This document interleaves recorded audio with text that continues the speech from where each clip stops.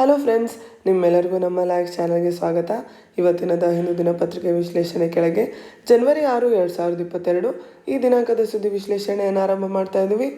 ಇವತ್ತಿನ ಆರ್ಟಿಕಲ್ಸ್ ನೋಡೋಕ್ಕಿಂತ ಮುಂಚೆ ಥರ್ಡ್ ಜೈನ್ ಸಂಚಿಕೆ ಈ ಪ್ರಶ್ನೆಗೆ ಉತ್ತರವನ್ನು ನೋಡೋಣ. Which of the following statements are not true? Prime minister Matru Vandana Yojana is a maternity benefit program executed by the Ministry of Women and Child Development. Pradhan Mantri Matruwandana Yojana is a direct benefit transfer scheme aimed to meet enhanced nutritional needs and partially compensate wage loss. Select the correct code. Only one, only two, both, none. ನಾವು ಅವತ್ತಿನ ಸಂಚಿಕೆಯಲ್ಲಿ ಕೂಡ ಪ್ರಧಾನ ಮಂತ್ರಿ ಮಾತೃವಂದನಾ ಯೋಜನೆ ಬಗ್ಗೆ ಚರ್ಚೆ ಮಾಡಿದ್ವಿ. ಈ ಪ್ರಧಾನ ಮಂತ್ರಿ ಮಾತೃವಂದನಾ ಯೋಜನೆ ಅನ್ನೋದು ಒಂದು maternity benefit scheme. Pregnant women ಅಂದರೆ ಯಾರು ಎಲಿಜಿಬಲ್ ಬೆನಿಫಿಷರೀಸ್ ಇರ್ತಾರೆ ಅವ್ರಿಗೆ 5,000 ಕ್ಯಾಶ್ ಇನ್ಸೆಂಟಿವ್ನ ಕೊಡಲಾಗುತ್ತೆ. 3 ಇನ್ಸ್ಟಾಲ್ಮೆಂಟಲ್ಲಿ ಕೊಡಲಾಗುತ್ತೆ.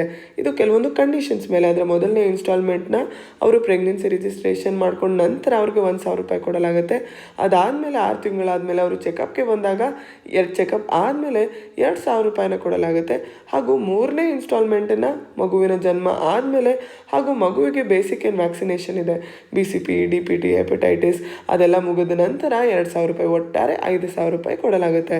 ಈ ಹಣವನ್ನು ಅವ್ರಿಗೆ ನೇರವಾಗಿ ಅವರ ಬ್ಯಾಂಕ್ ಅಕೌಂಟ್ಗೆ ಕಳಿಸ್ತಾರೆ. ಹಾಗಾಗಿ ಇದೊಂದು ಡೈರೆಕ್ಟ್ ಬೆನಿಫಿಟ್ ಟ್ರಾನ್ಸ್ಫರ್ ಸ್ಕೀಮ್ ಆಗುತ್ತೆ.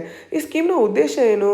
ಅವ್ರಿಗೆ ಬೇಕಾಗುವಂಥ ಪೌಷ್ಟಿಕತೆ, ಗರ್ಭಿಣಿ ಮಹಿಳೆಯರಿಗೆ ಏನು ಪೌಷ್ಟಿಕತೆ ಅವಶ್ಯಕತೆ ಇರುತ್ತೆ ಅದನ್ನು ಮೀಟ್ ಮಾಡೋಕ್ಕೆ ಸಾಧ್ಯ ಆಗೋಕ್ಕೆ, ಹಾಗೆ ಪ್ರೆಗ್ನೆನ್ಸಿಯ ಕಾರಣದಿಂದಾಗಿ ಅವ್ರಿಗೆ ಏನು ವೇಜ್ ಲಾಸ್ ಆಗಬಹುದು ಅದನ್ನು ಪಾರ್ಷಲಿ ಕಾಂಪನ್ಸೇಟ್ ಮಾಡೋದು ಇದರ ಉದ್ದೇಶ ಆಗಿದೆ. ಹಾಗಾಗಿ ಇಲ್ಲಿ 2ನೇ ಒಂದು ಪಾಯಿಂಟ್ ಏನಿದೆ ಅದು ಕರೆಕ್ಟ್ ಆಗಿದೆ. ಫಸ್ಟ್ನೇ ಪಾಯಿಂಟ್ ಕೂಡ ಇದೊಂದು ಮೆಟರ್ನಿಟಿ ಬೆನಿಫಿಟ್ ಪ್ರೋಗ್ರಾಮ್ ಹೌದು, ministry of women and child ಡೆವಲಪ್ಮೆಂಟ್ನ ಕೆಳಗಿದೆ.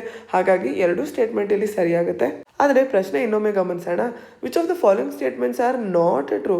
ಇಲ್ಲಿ 2 ಸ್ಟೇಟ್ಮೆಂಟ್ ಸರಿಯಾಗಿರೋದ್ರಿಂದ ಉತ್ತರ ಡಿ ನನ್ ಆಗುತ್ತೆ. ನಿಮ್ಮಲ್ಲಿ ಅರ್ಧಕ್ಕಿಂತ ಜಾಸ್ತಿ ಜನ ಉತ್ತರ ಸಿ ಬೋತ್ ಅಂತ ಕೊಟ್ಟಿದ್ದೀರಾ. ಜ್ಞಾಪಕ ಇಟ್ಕೊಳ್ಳಿ, ಆ್ಯಕ್ಚುಲಿ ಇದೊಂದು ತುಂಬ ಈಸಿ ಆದ ಕ್ವೆಶ್ಚನ್. ಆದರೂ ಕೂಡ ಇಂಥ ತಪ್ಪಾಗೋ ಚಾನ್ಸಸ್ ಇರುತ್ತೆ. ಹಾಗಾಗಿ ನೆನ್ಪಿಟ್ಕೊಳ್ಳಿ, ಇಂಥ ತಪ್ಪು ಆಗದೆ ಇರೋ ಥರ ಪರೀಕ್ಷೆಯಲ್ಲಿ ನೀವು ಮಾರ್ಕ್ ಮಾಡಬೇಕು. ಇವತ್ತಿನ ದಿನಪತ್ರಿಕೆಯಿಂದ ಚರ್ಚೆ ಮಾಡ್ತಾ ಇರುವಂಥ ಮೊದಲನೇ article 10.74 lakh birds flock to Chilika lake. ಇದು ನಿಮ್ಮ UPSC ಹಾಗೂ KPSC ಸಿಲೆಬಸ್ ಪ್ರಿಲಿಮ್ಸ್ ಹಾಗೂ general studies paper 3 environment and ecology ಕೆಳಗೆ ಬರುವಂಥದ್ದು. ಚಿಲಿಕಾ ಲೇಕ್ ನಮ್ಮ ಸಬ್ ಕಾಂಟಿನೆಂಟ್ನ ಲಾರ್ಜೆಸ್ಟ್ ವಿಂಟರಿಂಗ್ ಗ್ರೌಂಡ್ ಆಗಿದೆ. ವಿಂಟರಿಂಗ್ ಗ್ರೌಂಡ್ ಅಂದರೆ ಏನು? ವಿಂಟರಿಂಗ್ ಅಂತ ಅಂದರೆ ಒಂದು ಹಕ್ಕಿ ತನ್ನ ಚಳಿಗಾಲವನ್ನು ಯಾವ ಪ್ರದೇಶದಲ್ಲಿ ಕಳೆಯುತ್ತೆ ಅದನ್ನು ವಿಂಟರಿಂಗ್ ಅಂತ ಕರೆಯಲಾಗುತ್ತೆ. ಚಿಲಿಕಾ ಲೇಕಿಗೆ ಈ ರೀತಿ ಹಕ್ಕಿಗಳು ಹಿಂಡಿನಲ್ಲಿ ಚಳಿಗಾಲದಲ್ಲಿ ಬರ್ತವೆ. ಅದಕ್ಕೆ ಇದು largest wintering ground of this subcontinent ಆಗಿದೆ. ಮೊದಲಿಗೆ ನಾವು ಚಿಲಿಕಾ ಲೇಕ್ ಬಗ್ಗೆ ತಿಳ್ಕೊಳ್ಳೋಣ. ಚಿಲಿಕಾ ಲೇಕ್ ಏಷ್ಯಾ ಖಂಡದ ಅತಿ ದೊಡ್ಡ ಲಗೂನ್ ಹಾಗೂ ಜಗತ್ತಿನ 2ನೇ ಅತಿ ದೊಡ್ಡ ಲಗೂನ್. ಲಗೂನ್ ಅಂದರೆ ಏನು? ಒಂದು ದೊಡ್ಡ ವಾಟರ್ ಬಾಡಿ. ಈಗ ಇದನ್ನು ನಾವು ಸಿ ಅಥವಾ ಓಷನ್ ಅಂತ ತಿಳ್ಕೊಳ್ಳೋಣ. A shallow body of water separated by a larger body of water. So ಇದು ಲಾರ್ಜರ್ ಬಾಡಿ ಆಫ್ ವಾಟರ್ ಆಯಿತು, ಇದು ಶಾಲೋ ಬಾಡಿ ಆಫ್ ವಾಟರ್ ಆಯಿತು. ಇವೆರಡರ ಮಧ್ಯೆ ನೈಸರ್ಗಿಕವಾದಂಥ ಕೋರಲ್ ರೀಫ್ ಇರ್ಬೋದು, ಬ್ಯಾರಿಯರ್ ರೀಫ್ ಇರ್ಬೋದು, ಸ್ಯಾಂಡ್ ಬಾರ್ ಇರ್ಬೋದು, ಇವುಗಳಿಂದ ಒಂದು ಸಪ್ರೇಷನ್ ಕ್ರಿಯೇಟ್ ಆಗಿರ್ಬೋದು. ಅದನ್ನು ನಾವು ಲಗೂನ್ ಅಂತ ಕರಿತೀವಿ. ಚಿಲಿಕಾ ಲೇಕ್ ಒಂದು ಕೋಸ್ಟಲ್ ಲಗೂನ್. ಇಲ್ಲಿ ನಾವು ಬೇ ಆಫ್ ಬೆಂಗಾಲ್ ನೋಡ್ತೀವಿ ಅಲ್ವಾ, ಈ bay of ಬೆಂಗಾಲಿಂದ Chilika lake separate ಆಗಿದೆ, ನೀವು ಇಲ್ಲಿ ನೋಡ್ಬೋದು. ಹಾಗಾಗಿ ಚಿಲಿಕಾ ಲೇಕ್ ಒಂದು ಲಗೂನ್ ಆಗುತ್ತೆ. ಇಲ್ಲಿ ಸಾಕಷ್ಟು ಬೆದರಿಕೆ ಉಳ್ಳಂತಹ ಪ್ಲಾಂಟ್ಸ್ ಆ್ಯಂಡ್ ಅನಿಮಲ್ಸ್, ನಾವೇನು ಥ್ರೆಟನ್ಡ್ ಸ್ಪೀಶೀಸ್ ಅಂತ ಕರಿತೀವಲ್ವಾ, ಅಂತ ಸಾಕಷ್ಟು ಜೀವಿಗಳಿಗೆ ಇದು ಮನೆಯಾಗಿದೆ. ಅವಾಗಲೇ ಹೇಳಿದಾಗ ಇದೊಂದು ಲಾರ್ಜೆಸ್ಟ್ ವಿಂಟರಿಂಗ್ ಗ್ರೌಂಡ್ ಆಗಿದೆ. ಸಾಕಷ್ಟು ಮೈಗ್ರೇಟರಿ ಬರ್ಡ್ಸ್ ಹಿಂಡಿನಲ್ಲಿ ಚಳಿಗಾಲದಲ್ಲಿ ಈ ಪ್ರದೇಶಕ್ಕೆ ಬರ್ತವೆ. 1981 ಚಿಲಿಕಾ ಲೇಕ್ನ ವೆಟ್ಲ್ಯಾಂಡ್ ಆಫ್ ಇಂಟರ್ನ್ಯಾಷನಲ್ ಇಂಪಾರ್ಟೆನ್ಸ್ ಅಂತ ರಾಮ್ಸೆ ಅಲ್ಲ, ಇದು ರಾಮ್ಸಾರ್ ಕನ್ವೆನ್ಷನ್ನ ಕೆಳಗೆ ಡೆಸಿಗ್ನೇಟ್ ಮಾಡಲಾಗಿದೆ. ಏನಿದು ರಾಮ್ಸಾರ್ ಕನ್ವೆನ್ಷನ್ ಅಂತಂದರೆ, ರಾಮ್ಸಾರ್ ಅನ್ನೋದು ಇರಾನಲ್ಲಿ ಇರೋವಂಥ ಒಂದು ಜಾಗ. ಆ ಜಾಗದಲ್ಲಿ ರಾಮ್ಸಾರ್ ಕನ್ವೆನ್ಷನ್ ಆನ್ ವೆಟ್ಲ್ಯಾಂಡ್ಸ್ ಅಂತ ಒಂದು ಇಂಟರ್ನ್ಯಾಷನಲ್ ಇಂಟರ್ ಗವರ್ಮೆಂಟಲ್ ಟ್ರೀಟಿ ಒಂದು ಸೈನ್ ಆಗುತ್ತೆ 1971. 1982ಗೆ ಇದು ಎಫೆಕ್ಟ್ಗೆ ಬರುತ್ತೆ, ಫೋರ್ಸ್ಗೆ ಬರುತ್ತೆ. ಸುಸ್ಥಿರ ಅಭಿವೃದ್ಧಿ ಸಸ್ಟೈನಬಲ್ ಡೆವಲಪ್ಮೆಂಟ್ನ ಉದ್ದೇಶದಿಂದ ವೆಟ್ಲ್ಯಾಂಡ್ಗಳನ್ನ ಸಂರಕ್ಷಣೆ ಮಾಡೋದು, ಅವುಗಳ ಸರಿಯಾದ ಬಳಕೆಗಾಗಿ ರಾಮ್ಸಾರ್ ಕನ್ವೆನ್ಷನ್ನ ಕೆಳಗೆ ನಾವು ಅಂತಾರಾಷ್ಟ್ರೀಯ ಮಟ್ಟದಲ್ಲಿ ಮುಖ್ಯವಾಗಿರುವಂಥ ವೆಟ್ಲ್ಯಾಂಡ್ಗಳಿಗೆ ರಾಮ್ಸಾರ್ ಸೈಟ್ಸ್ ಅಂತ ಹೇಳ್ತೀವಿ, ಅವುಗಳ ಸಂರಕ್ಷಣೆ ಮಾಡ್ತೀವಿ. ಯಾಕೆ ಈ ವೆಟ್ಲ್ಯಾಂಡ್ಸ್ ಇಂಪಾರ್ಟೆಂಟ್ ಆಗುತ್ತೆ ನೋಡಿ? ಜೈವಿಕ ವೈವಿಧ್ಯತೆ ಹಾಗೂ ಪರಿಸರ ಸಂರಕ್ಷಣೆ ದೃಷ್ಟಿಕೋನದಿಂದ ವೆಟ್ಲ್ಯಾಂಡ್ಸ್ ನಮ್ಮ ಪರಿಸರದಲ್ಲಿ ತುಂಬ ಒಂದು ಇಂಪಾರ್ಟೆಂಟ್ ರೋಲ್ನ ಪ್ಲೇ ಮಾಡುತ್ತೆ. ಎಕಲಾಜಿಕಲ್ ಬ್ಯಾಲೆನ್ಸ್, ಕೋಸ್ಟಲ್ ಎಕೋಸಿಸ್ಟಮ್ನ ಮೇಂಟೈನ್ ಮಾಡೋಕ್ಕಿರ್ಬೋದು, ಅಥವಾ ಮೈಗ್ರೇಟರಿ ಬರ್ಡ್ಸ್, ವಾಟರ್ ಬರ್ಡ್ಗಳು ಈ ವೆಟ್ಲ್ಯಾಂಡ್ಗಳಲ್ಲಿ ತುಂಬ ಜಾಸ್ತಿ ಇರ್ತವೆ. ಹಾಗಾಗಿ ಇವುಗಳನ್ನ ನಾವು, ಈ ಒಂದು ಜೀವಿಗಳನ್ನ ನಾವು ರಕ್ಷಣೆ ಮಾಡಬೇಕಂತಾದರೆ ವೆಟ್ಲ್ಯಾಂಡ್ನ ರಕ್ಷಣೆ ಮಾಡಬೇಕಾಗುತ್ತೆ. ಹಾಗಾಗಿ ರಾಮ್ಸಾರ್ ಅಂತ ನಾವು ಸೆಪ್ರೇಟಾಗಿ ಒಂದು ಕನ್ವೆನ್ಷನ್ನ ಇದಕ್ಕೋಸ್ಕರ ಮಾಡ್ಕೊಂಡಿದ್ದೀವಿ. ನಾವಿಲ್ಲಿ ಚರ್ಚೆ ಮಾಡ್ತಿರೋಂಥ ಚಿಲಿಕಾ ಲೇಕ್ ಯಾವ ರಾಜ್ಯದಲ್ಲಿದೆ? ಒಡಿಶಾ ರಾಜ್ಯದಲ್ಲಿ ಇದೆ. ಇಲ್ಲಿ ನೀವೇನು ಐಲ್ಯಾಂಡ್ನ ನೋಡ್ತಾ ಇದ್ದೀರಾ, ಇದು Nalabana island, large Nalabana island. 16 square kilometre ಅಷ್ಟು ಈ ಪ್ರದೇಶ ಇದೆ. ಈ ಪ್ರದೇಶದಲ್ಲಿನೇ 1987ನಲ್ಲಿ ನಲ್ಬಾನ ಬರ್ಡ್ ಸೆಂಚುರಿ ಅಂತ ಒಂದು ಪ್ರದೇಶವನ್ನು ಡಿಕ್ಲೇರ್ ಮಾಡಲಾಗುತ್ತೆ. ಈ ಒಂದು ಐಲ್ಯಾಂಡ್ನ ಏನು ವಿಶೇಷತೆ ಅಂತಂದರೆ, ಮಳೆಗಾಲದಲ್ಲಿ ಇದು ಒಳಗೆ ಮುಳುಗೋಗುತ್ತೆ, ಜಾಸ್ತಿ ಮಳೆಯ ಕಾರಣ, ನೀರಿನ ಕಾರಣ. ಅದರ ನಂತರ ಮಳೆಗಾಲ ಮುಗಿದ ಮೇಲೆ ಪೋಸ್ಟ್ ಮಾನ್ಸೂನ್ ಮತ್ತೆ ಇದು ಎಮರ್ಜ್ ಆಗುತ್ತೆ. ಈ ನಲಬಾನ ಪ್ರದೇಶ ಹಾಗೂ ಚಿಲಿಕಾ ಲೇಕ್ನ ದಡದಲ್ಲಿರುವಂಥ ಮಂಗಲ ಜೋಡಿ, ಈ ಎರಡು ಪ್ರದೇಶ ಎಸ್ಪೆಷಲಿ ಜೈವಿಕ ವೈವಿಧ್ಯತೆ, ಯಾಕಂದರೆ ಮೆಜಾರಿಟಿ ಮೈಗ್ರೇಟರಿ ಸ್ಪೀಶೀಸ್ ಇಲ್ಲಿ ಬರೋದ್ರಿಂದ ಇದು ತುಂಬ ಇಂಪಾರ್ಟೆಂಟ್ ಆಗುತ್ತೆ. ಚಿಲಿಕಾ ಲೇಕಿಗೆ ನವೆಂಬರಲ್ಲೇ ಮೈಗ್ರೇಟರಿ ಬರ್ಡ್ಸ್ ಆರಂಭ ಆಗ್ತವೆ ಬರೋದಕ್ಕೆ. ಈ ಹಕ್ಕಿಗಳು ಬರುವಂಥದ್ದು ಸರ್ಬಿಯಾ, ಚೈನಾ, ಜಪಾನ್, ನಾರ್ದರ್ನ್ ಹೆಮಿಸ್ಫಿಯರಲ್ಲಿ ಏನು ತುಂಬ ಚಳಿಗಾಲ, ಎಕ್ಸ್ಟ್ರೀಮ್ ಫ್ರೀಸಿಂಗ್ ಆಗುತ್ತೆ, ಆ ಪ್ರದೇಶದಿಂದ ಇಲ್ಲಿ ಆಲ್ಟರ್ನೇಟ್ ಹ್ಯಾಬಿಟೇಟ್ ಆಗಿ ಈ ಒಂದು ಚಳಿಗಾಲದಲ್ಲಿ ಚಿಲಿಕಾ ಲೇಕಿಗೆ ಈ ಮೈಗ್ರೇಟರಿ ಬರ್ಡ್ಸ್ಗಳು ಬರ್ತವೆ. ಇವತ್ತಿನ ಆರ್ಟಿಕಲ್ ಒಳಗೆ ನಾವು ಈ ಚಿಲಿಕಾ ಲೇಕಿಗೆ ಬರುವಂಥ ಹಕ್ಕಿಗಳ ಕೌಂಟಿಂಗ್ ಬಗ್ಗೆ ಡಿಸ್ಕಸ್ ಮಾಡ್ತಾ ಇದ್ದೀವಿ. Odisha state wildlife organisation, Chilika development authority ಹಾಗೂ ಬಾಂಬೆ ನ್ಯಾಚುರಲ್ ಹಿಸ್ಟ್ರಿ ಸೊಸೈಟಿ ಇವರೆಲ್ಲರೂ ಸೇರಿ ಒಂದು ಸೆನ್ಸಸ್ನ ಇಲ್ಲಿ ಕಂಡಕ್ಟ್ ಮಾಡ್ತಾರೆ. 106 ಜನ ಈ ಸೆನ್ಸಸ್ನ ಕಂಡಕ್ಟ್ ಮಾಡ್ತಾರೆ. ಇದೇ ವಾಟರ್ ಬರ್ಡ್ ಸ್ಟೇಟಸ್ ಸರ್ವೆ 2022. ಇದರ ಪ್ರಕಾರ ಚಿಲಿಕಾ ಲೇಕಿಗೆ 10,74,173 ವಾಟರ್ ಬರ್ಡ್ಸ್ ಬಂದಿದ್ವು. ಅವುಗಳನ್ನ ಬಿಟ್ಟು ಈ ವೆಟ್ಲ್ಯಾಂಡ್ ಮೇಲೆ ಯಾವ ಡಿಪೆಂಡೆಂಟ್ ಸ್ಪೀಶೀಸ್ ಇರ್ತವೆ ಅವು 37,953 ಸ್ಪೀಶೀಸ್ ಅಂತ ಈ ಸೆನ್ಸಸ್ನಲ್ಲಿ ನಮಗೆ ಇನ್ಫಾರ್ಮೇಷನ್ ಸಿಕ್ಕಿದೆ. ಆದರೆ ಇದು 2022 ಆಯಿತು. 2021ನ ನಾವು ಸೆನ್ಸಸ್ನ ಅಬ್ಸರ್ವ್ ಮಾಡಿದ್ರೆ ಸೇಮ್ ಸೆನ್ಸಸ್ ಅದು 12 ಲಕ್ಷ ಇದೆ. ಸೊ ಕಮ್ಮಿ ಆಗಿದೆ ಅಂತಲೇ ನಾವು ಹೇಳ್ಬೋದು. ಹಾಗೆ ನಿರ್ದಿಷ್ಟವಾಗಿ ಕೇವಲ ನಲಬಾನ ಬರ್ಡ್ ಸೆಂಚುರಿ ನೋಡಿದ್ರೂ ಕೂಡ 3,58,889 ಬರ್ಡ್ಸ್ನ ನೋಡ್ತೀವಿ. ಲಾಸ್ಟ್ ಇಯರ್ಗಿಂತ ಕಮ್ಮಿನೇ. ಆದರೆ ಕೇವಲ ಗ್ರೇಟರ್ ಫ್ಲೆಮಿಂಗೋ ಬರ್ಡ್ಸ್ನ ನಾವು ಅಬ್ಸರ್ವ್ ಮಾಡಿದಾಗ ಇಲ್ಲಿ ನಲಬಾನ ಮಡ್ ಫ್ಲಾಟ್ನ ರಿಸ್ಟೋರೇಷನ್ ಆಗಿತ್ತು. ಗ್ರೇಟರ್ ಫ್ಲೆಮಿಂಗೋ ಬರ್ಡ್ಸ್ ಜಾಸ್ತಿ ಬರಲಿ ಅಂತ ತುಂಬ ಜಾಸ್ತಿ ನಂಬರ್ಸ್ನ ನೋಡ್ತಾ ಇದ್ದೀವಿ. ಕಳೆದ 10 ವರ್ಷದಲ್ಲಿ ಇದು ಲಾರ್ಜೆಸ್ಟ್ ನಂಬರ್ ಅಂತ ಹೇಳ್ತಾ ಇದ್ದಾರೆ. ಹಾಗಾಗಿ ಇದೊಂದು ಒಳ್ಳೆಯ ಡೆವಲಪ್ಮೆಂಟ್ ಅಂತಲೇ ನಾವು ಹೇಳ್ಬೋದು. ಈ ಸೆನ್ಸಸ್ ಒಳಗೆ ಮಂಗೋಲಿಯನ್ ಗಲ್ ಈ ಒಂದು ಬರ್ಡ್ ಅಷ್ಟು ಕಾಮನ್ ಅಲ್ಲ. ಇದನ್ನು ನೋಡಿರೋದನ್ನು ಕೂಡ ನಾವು ಗಮನಿಸಬೇಕಾಗುತ್ತೆ. ಪರೀಕ್ಷಾ ದೃಷ್ಟಿಕೋನದಿಂದ ನಿಮ್ಮ ಪ್ರಿಲಿಮ್ಸ್ ಎಕ್ಸಾಮ್ಗೆ ತುಂಬ ಮುಖ್ಯವಾಗಿರುವಂಥ ಒಂದು ಆರ್ಟಿಕಲ್. ಮುಂದೆ ಚರ್ಚೆ ಮಾಡ್ತಿರುವಂಥ article China's bridge over Pangong Tso. ಇದು ನಮ್ಮ UPSC ಸಿಲೆಬಸ್ ಜಾಗ್ರಫಿ ಮ್ಯಾಪಿಂಗ್ಗೆ ಇಂಪಾರ್ಟೆಂಟ್ ಆಗಿರುವಂಥದ್ದು ಹಾಗೂ especially general studies paper 2 international relations ಕೆಳಗೆ ತುಂಬಾ ಮುಖ್ಯವಾಗಿರುವಂಥ ಆರ್ಟಿಕಲ್. ನಿಮ್ಮ KPSCಲೂ ಕೂಡ ಪ್ರಿಲಿಮ್ಸ್ ಹಾಗೂ ಎಸ್ಸೆ ಪೇಪರಲ್ಲಿ ಏನು ಇಂಟರ್ನ್ಯಾಷನಲ್ ಇಂಪಾರ್ಟೆನ್ಸ್ನ ಒಂದು ಎಸ್ಸೆ ಬರುತ್ತೆ ಅದ್ರ ಕೆಳಗೆ ಮುಖ್ಯವಾಗುತ್ತೆ. ಪ್ಯಾಂಗಾಂಗ್ ತ್ಸೋ ಲೇಕ್ ಮೇಲೆ ಚೈನಾ ಬ್ರಿಡ್ಜ್ನ ಕಟ್ತಾ ಇದೆ, ಆ ಒಂದು ವಿಷಯವಾಗಿ ಇಲ್ಲಿ ಟೆಕ್ಸ್ಟ್ ಆ್ಯಂಡ್ ಕಾಂಟೆಕ್ಸ್ನ ಕೆಳಗೆ ಈ ಆರ್ಟಿಕಲ್ನ ನೋಡ್ತಾ ಇದ್ದೀವಿ.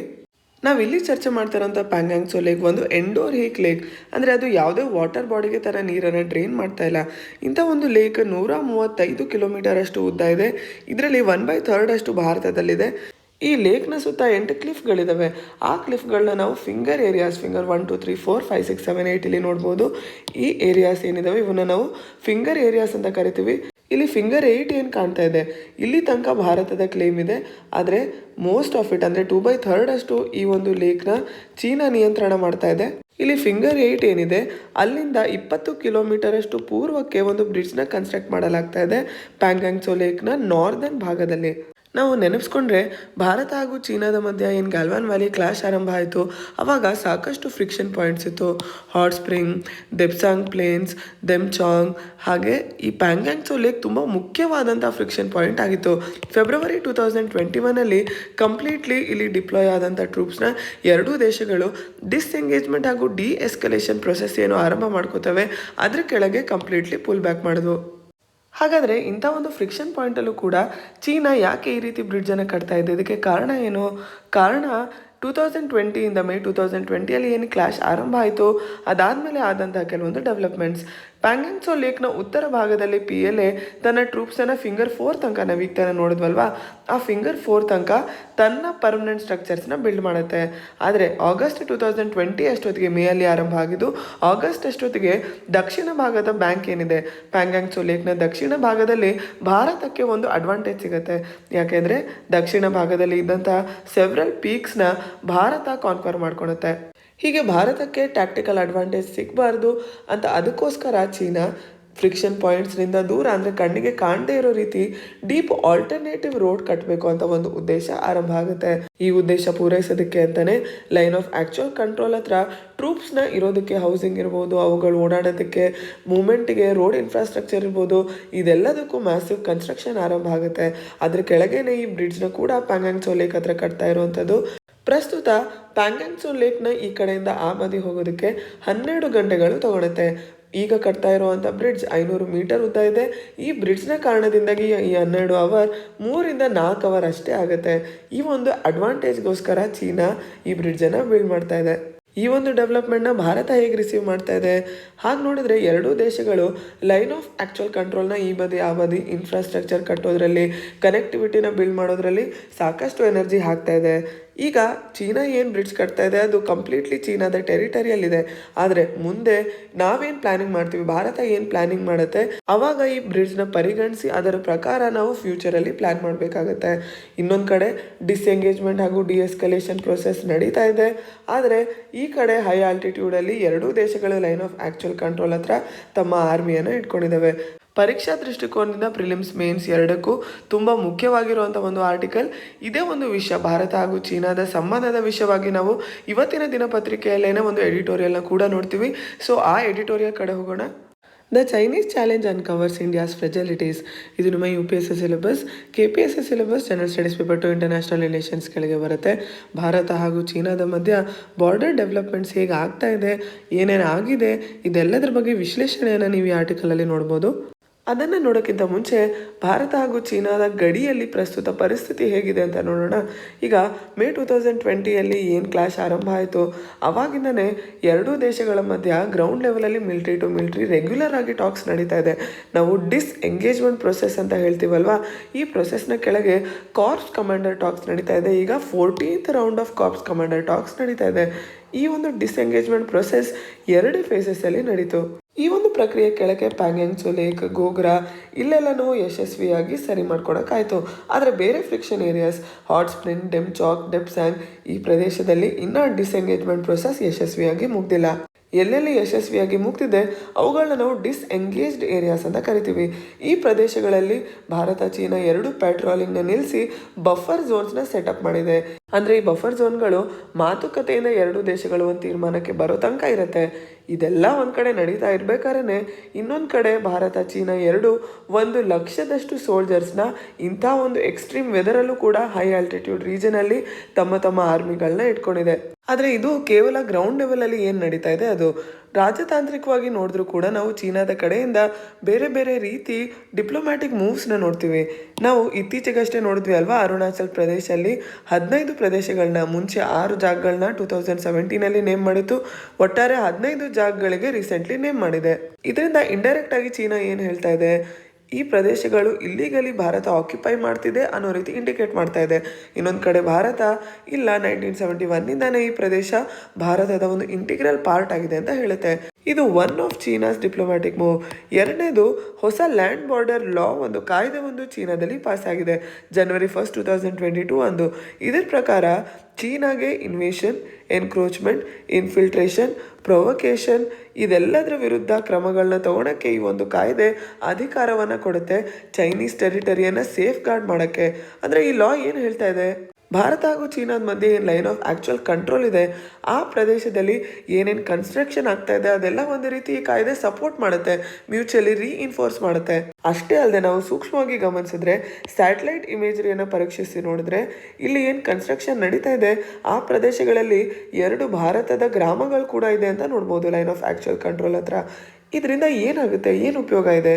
ನಾಳೆ ಒಂದು ದಿನ ಗಡಿ ಸಮಸ್ಯೆಯನ್ನು ಪರಿಹಾರ ಮಾಡ್ಕೊಳೋಕ್ಕೆ ಕೂತಾಗ ಈ ಪ್ರಿನ್ಸಿಪಲ್ ಆಫ್ ಸೆಟಲ್ಡ್ ಏರಿಯಾಸ್ನ ಪ್ರಕಾರ ಈ ಪ್ರದೇಶದಲ್ಲಿ ಅವರು ಕನ್ಸ್ಟ್ರಕ್ಷನ್ ಮಾಡಿದ್ದಾರೆ ಅಂತಂದಾಗ ಅವರಿಗೆ ಸೇರಬೇಕು ಅನ್ನೋ ರೀತಿ ಆಗ್ಬೋದು. ಸೊ ಒಂದು ಕಡೆ ಗ್ರೌಂಡ್ ಲೆವೆಲಲ್ಲಿ ಗಡಿ ಪ್ರದೇಶದಲ್ಲಿ ಏನು ಸಮಸ್ಯೆ ಅಂತ ಆವಾಗಲೇ ನೋಡಿದ್ವಿ, ಇನ್ನೊಂದು ಕಡೆ ರಾಜತಾಂತ್ರಿಕವಾಗಿ ಚೀನಾ ಹೀಗೆಲ್ಲ ಮಾಡ್ತಾ ಇದೆ. ಇದೆಲ್ಲದಕ್ಕೆ ಭಾರತದ ರೆಸ್ಪಾನ್ಸ್ ಏನು, ಭಾರತ ಈಗ ಏನು ಮಾಡಬೇಕು ಅನ್ನೋ ಒಂದು ದೊಡ್ಡ ಪ್ರಶ್ನೆ ನಮ್ಮ ಮುಂದೆ ಇದೆ. ಮುಂಚೆ ಭಾರತಕ್ಕೆ ಯಾವ ರೀತಿ ಅಪ್ಪರ್ ಹ್ಯಾಂಡ್ ಇರ್ತಾ ಇತ್ತು, ದಲೈ ಲಾಮಾ ಇರ್ಬೋದು, ಟಿಬೆಟ್ ಇಶ್ಯೂ ಇರ್ಬೋದು, ಈ ಒಂದು ಇಶ್ಯೂವನ್ನು ಟ್ರಂಪ್ ಕಾರ್ಡ್ ಆಗಿ ಭಾರತ ಯೂಸ್ ಮಾಡ್ತಾ ಇತ್ತು. ಆದರೆ ಇವಾಗ ಚೀನಾದ ಕ್ರಮಗಳನ್ನ ನೋಡ್ತಾ ಇದ್ರೆ ಚೀನಾದ ಬಗ್ಗೆ ಭಾರತದ ಜನ ಏನು ಯೋಚನೆ ಮಾಡ್ತಾರೆ, ಇದು ಯಾವುದ್ರ ಬಗ್ಗೆನೂ ಚೀನಾ ಯೋಚನೆ ಮಾಡ್ತಾ ಇಲ್ಲ, ಕೇರ್ ಮಾಡ್ತಾ ಇಲ್ಲ. ಇನ್ನೊಂದು ಕಡೆ ಭಾರತ ಚೀನಾದ ಮೇಲೆ ಆರ್ಥಿಕವಾಗಿ ಡಿಪೆಂಡೆಂಟ್ ಆಗಿದೆ, ಟ್ರೇಡ್ ವಿಷಯದಲ್ಲಿ ತುಂಬಾ ಜಾಸ್ತಿ ಡಿಪೆಂಡೆಂಟ್ ಆಗಿದೆ. ಈಗಾಗಲೇ ನಮಗೆ ಗೊತ್ತಿರೋ ಹಾಗೆ ಕೋವಿಡ್-19ಇಂದಾಗಿ ಆರ್ಥಿಕವಾಗಿ ನಾವೆಲ್ಲ ಬಳಲ್ತಾ ಇರುವಂಥ ಸಮಯ. ಇಂಥ ಸಮಯದಲ್ಲಿ ಆರ್ಥಿಕತೆ ತುಂಬ ಪ್ರಾಮುಖ್ಯತೆ ಪಡ್ಕೊಳುತ್ತೆ. ಸೊ ಆರ್ಥಿಕವಾಗಿ ನಾವು ಚೀನಾವನ್ನು ಕಡೆಗಾಣಿಸೋ ಹಾಗಿಲ್ಲ, ಕಮ್ಮಿ ತಗೊಳ್ಳೋ ಹಾಗಿಲ್ಲ, ನಾವು ಡಿಪೆಂಡೆಂಟ್ ಇದ್ದೀವಿ. ಹಾಗಾದರೆ ರಾಜತಾಂತ್ರಿಕವಾಗಿ ಭಾರತ ಏನು ಮಾಡ್ಬೋದು, ಏನು ಮಾಡ್ತಾ ಇದೆ? ನಾವು ರಾಜತಾಂತ್ರಿಕವಾಗಿ ಒಂದು ರೀತಿ US ಕಡೆ ಜಾಸ್ತಿ ವಾಲ್ತಾ ಇದ್ದೀವಿ. ಕ್ವಾಡ್ ಇರ್ಬೋದು, ಇಂಟರ್ನಲ್ಲಿ ನಾವು ಪಾಕಿಸ್ತಾನ ಹಾಗೂ ಚೀನಾದ ಮಧ್ಯ ಬಾರ್ಡರಲ್ಲಿ ಬ್ಯಾಲೆನ್ಸ್ ಮಾಡ್ತಾ ಇದ್ರೆ, ಇನ್ನೊಂದು ಕಡೆ ಎಕ್ಸ್ಟರ್ನಲ್ಲಿ ರಾಜತಾಂತ್ರಿಕವಾಗಿ USA ಜೊತೆ ಸಂಬಂಧವನ್ನು, ಎಸ್ಪೆಷಲಿ ಇಂಡೋ ಪೆಸಿಫಿಕ್ ಚೀನಾಗೆ ತುಂಬ ಮುಖ್ಯವಾಗಿರುವಂಥದ್ದಲ್ವಾ. ನಾವು ಮಲಕ್ಕಾ ಡೈಲಮಾ ಅಂತ ಇದಕ್ಕಿಂತ ಮುಂಚೆ ಸಾಕಷ್ಟು ಬಾರಿ ಡಿಸ್ಕಸ್ ಮಾಡಿದ್ದೀವಿ. ಮಲಕ್ಕಾ ಸ್ಟ್ರೇಟ್ ಆರ್ಥಿಕವಾಗಿ ಚೀನಾಗೆ, ಟ್ರೇಡ್ಗೆ ತುಂಬ ಇಂಪಾರ್ಟೆಂಟ್ ಆಗಿರುವಂಥ ಒಂದು ಪ್ರದೇಶ, ಅದು ಇಂಡೋ ಪೆಸಿಫಿಕಲ್ಲಿ ಬರುತ್ತೆ.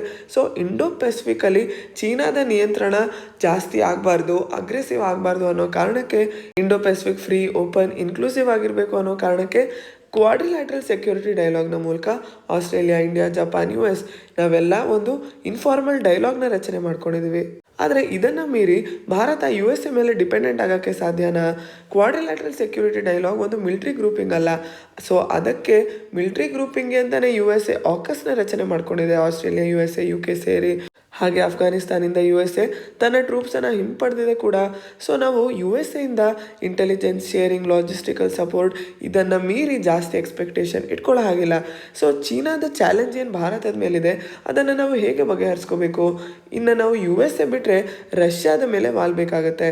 ರಷ್ಯಾ ಹಾಗೆ ಮುಂದೆ ಬಂದರೂ ಕೂಡ, ಮಧ್ಯಸ್ಥಿಕೆನೆ ವಹಿಸೋಕ್ಕೆ ಮುಂದೆ ಬಂದರೂ ಕೂಡ, ಭಾರತ ಚೀನಾ ತನ್ನ ಬಾರ್ಡರ್ ಕ್ರೈಸಿಸ್ನ ವಿಚಾರವಾಗಿ ಕ್ರಮಗಳನ್ನ ತೊಗೊಳ್ಬೇಕು ಅಂತ ಎಕ್ಸ್ಪೆಕ್ಟ್ ಮಾಡ್ತಾ ಇದೆ, ಕಂಡೀಷನ್ ಮುಂದೆ ಇಡ್ತಾ ಇದೆ. ಆದರೆ ಅದು ಆಗತ್ತಾ, ಅದನ್ನು ನಾವು ಕಾದು ನೋಡಬೇಕು. ಇನ್ನು ನಾವು ನಮ್ಮ ಇಂಟರ್ನಲ್ ಸೆಕ್ಯೂರಿಟಿ ವಿಷಯವಾಗಿ ನೋಡಿದ್ರೆ, ಪಾಕಿಸ್ತಾನ ಆಕ್ಯುಪೈಡ್ ಕಾಶ್ಮೀರ್ ಕಡೆಯಿಂದ ನಮಗೆ ಇನ್ನಷ್ಟು ಚಾಲೆಂಜಸ್ ಇದೆ. ಸೊ ಚೀನಾ ಹಾಗೂ ಪಾಕಿಸ್ತಾನ, ನಾವು 2 ಫ್ರಂಟ್ ಚಾಲೆಂಜ್ ಅಂತ ಕರಿತೀವಿ. ಈಗ ಭಾರತ ಈ ಕಡೆ ಪಾಕಿಸ್ತಾನ ಆಕ್ಯುಪೈಡ್ ಕಾಶ್ಮೀರ್ ಇದೆ, ಈ ಕಡೆ ಚೈನಾ ಆಕ್ಯುಪೈಡ್ ಕಾಶ್ಮೀರ್ ಇದೆ.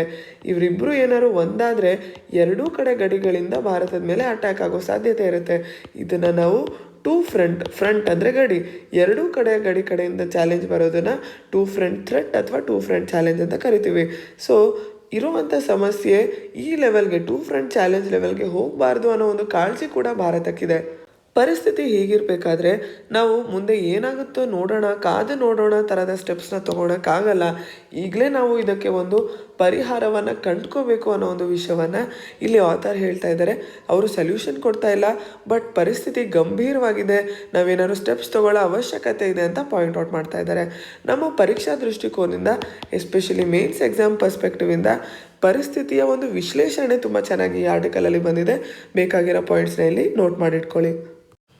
ಮುಂದೆ ಚರ್ಚೆ ಮಾಡ್ತಿರೋಂಥ article, traditional vaccines just as effective says scientist. ಇದು ನಿಮ್ಮ UPSC ಹಾಗೂ KPSC ಸಿಲೆಬಸ್, ಪ್ರಿಲಿಮ್ಸ್ ಹಾಗೂ ಮೇನ್ಸ್ ಜನರಲ್ ಸ್ಟಡೀಸ್ ಪೇಪರ್ 3 ವಿಜ್ಞಾನ ಹಾಗೂ ತಂತ್ರಜ್ಞಾನದ ಕೆಳಗೆ ಬರುತ್ತೆ. ಇಲ್ಲಿ ಕೋವಿಡ್ ವ್ಯಾಕ್ಸಿನ್ಗಳು ಎಲ್ಲ ಥರದ್ದು, ಟ್ರೆಡಿಷನಲ್, mRNA, DNA ಎಲ್ಲ ಥರದ ವ್ಯಾಕ್ಸಿನ್ಗಳು ಎಫೆಕ್ಟಿವ್ ಆಗಿದ್ದಾವೆ ಅಂತ ಸೈಂಟಿಸ್ಟ್ ಹೇಳ್ತಾ ಇದ್ದಾರೆ. ಈ ಒಂದು ಆರ್ಟಿಕಲ್ನ ಹಿನ್ನೆಲೆಯಲ್ಲಿ, ಆರ್ಟಿಕಲ್ಗಿಂತ ಜಾಸ್ತಿ ಇದರ ಹಿನ್ನೆಲೆ, ಬೇರೆ ಬೇರೆ ರೀತಿಯ ವ್ಯಾಕ್ಸಿನ್ಗಳ ಬಗ್ಗೆ ತಿಳ್ಕೊಳ್ಳೋಣ. ಒಂದು ವ್ಯಾಕ್ಸಿನ್ ಬೇಸಿಕಲಿ ಏನು ಕೆಲಸ ಮಾಡಬೇಕು, ನಮ್ಮ ದೇಹದಲ್ಲಿ ಆ ಒಂದು ಕಾಯಿಲೆಗೆ, ಯಾವ ಕಾಯಿಲೆಗೆ ಆ ವ್ಯಾಕ್ಸಿನ್ ಇದೆ, ಆ ಒಂದು ಕಾಯಿಲೆಗೆ ಇಮ್ಯೂನ್ ರೆಸ್ಪಾನ್ಸ್ನ ಜನ್ರೇಟ್ ಮಾಡಬೇಕು ಅಲ್ವಾ. ಇದೇ ಒಂದು ಉದ್ದೇಶವನ್ನು ಬೇರೆ ಬೇರೆ ರೀತಿ ಪೂರೈಸಲಾಗುತ್ತೆ. ಅದೇ ಬೇರೆ ಬೇರೆ ರೀತಿಯ ವ್ಯಾಕ್ಸಿನ್ಗೆ ಜನ್ಮ ನೀಡುತ್ತೆ. ಹೋಲ್ ವೈರಸ್ ಅಂದರೆ ಇಡೀ ವೈರಸ್ಸನ್ನು ವೀಕನ್ ಮಾಡಿ, ಅದರ ದುರ್ಬಲಗೊಳಿಸಿ ಒಂದು ದೇಹದೊಳಗೆ ಇಂಟ್ರಡ್ಯೂಸ್ ಮಾಡಲಾಗುತ್ತೆ. ಅದಕ್ಕೆ ಇನ್ನು ರೆಪ್ಲಿಕೇಟ್ ಮಾಡುವಂಥ ಒಂದು ಕ್ವಾಲಿಟಿ ಉಳ್ಕೊಂಡಿರುತ್ತೆ. ಈ ರೆಪ್ಲಿಕೇಷನಿಂದಾಗಿ ಇಮ್ಯೂನ್ ರೆಸ್ಪಾನ್ಸ್ ಟ್ರಿಗರ್ ಮಾಡುತ್ತೆ. ಆದರೆ ಹೇಗೆ ದುರ್ಬಲಗೊಳಿಸಲಾಗುತ್ತೆ ಅಂತಂದರೆ, ಅದು ಕಾಯಿಲೆಯನ್ನು ಮಾಡೋಕ್ಕೆ ಸಾಧ್ಯ ಆಗಲ್ಲ. ಹಾಗೆ ಒಂದು ಇಡೀ ವೈರಸ್ಸನ್ನು ರೆಪ್ಲಿಕೇಟ್ ಮಾಡದೇ ಇರೋ ರೀತಿ ದೇಹದಲ್ಲಿ ಇಂಟ್ರಡ್ಯೂಸ್ ಮಾಡಲಾಗುತ್ತೆ.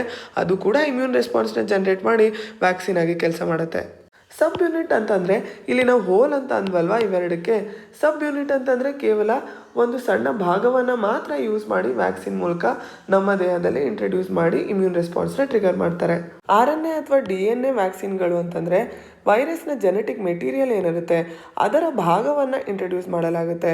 Instructions for the body to make the antigen itself are used. ಅಂದರೆ ಇಲ್ಲಿ ಇವುಗಳನ್ನ ಟ್ರೆಡಿಷ್ನಲ್ ವ್ಯಾಕ್ಸಿನ್ ಅಂತ ಕರೀತಾರೆ. ಟ್ರೆಡಿಷ್ನಲ್ ವ್ಯಾಕ್ಸಿನ್ಗಳಿಗೂ ಇವುಗಳಿಗೂ ಏನು ವ್ಯತ್ಯಾಸ?